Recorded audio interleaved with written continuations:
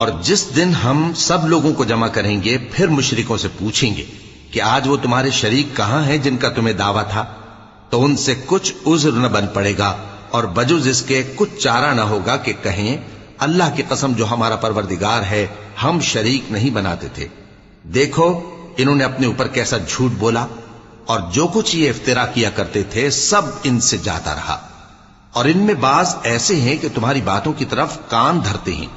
اور ہم نے ان کے دلوں پر تو پردے ڈال دیے ہیں کہ ان کو سمجھ نہ سکیں، اور کانوں میں بوجھ ڈال دیا ہے کہ سن نہ سکیں، اور اگر یہ تمام نشانیاں بھی دیکھ لیں تب بھی ان پر ایمان نہ لائیں۔